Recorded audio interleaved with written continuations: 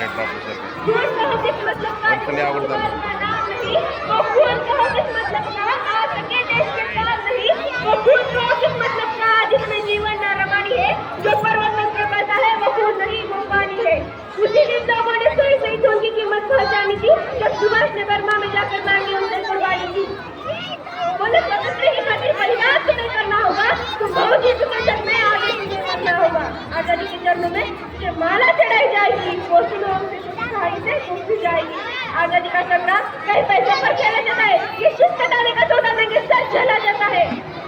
आजाद भाव करके बोले रक्त तो कुछ देना बच्चा में भारत की आजादी को खुद से लेना। कांग्रेस सभा में उतर सीने में दिल न समाते थे तो इंकलाब किनारे कोसों तक छाए जाते थे। तुम देंगे देंगे रक्त बस यही शब्द सुनाए जाते थे। रेल में जाने युवक पैर खड़े दिखाई देते थे।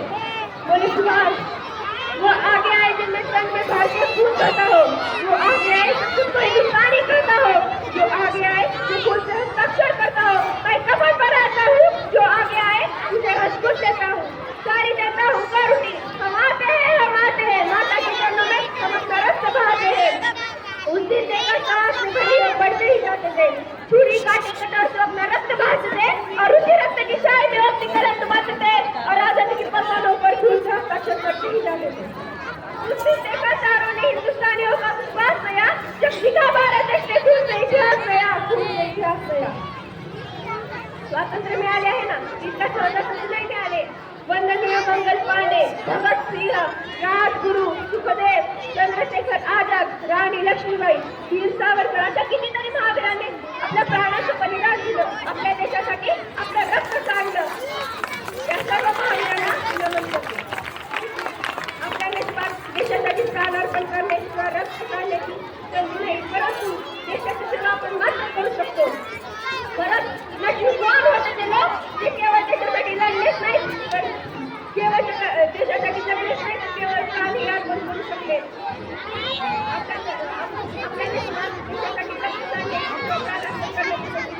परंतु आपण देशाची काम मात्र करू शकतो।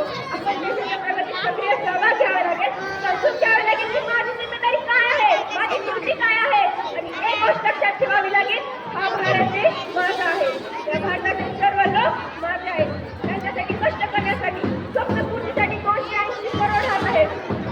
आपला भारत देश हा प्रगतीपथावर चाललेला सुद्धा आहे मित्रांनो। गेल्या काही वर्षांमध्ये आपला भारत देश 10वी अर्थव्यवस्था होती आणि आज आपल्या भारताने इतकी प्रगती केली की आज आपला भारत देश हा 5वी अर्थव्यवस्था आहे।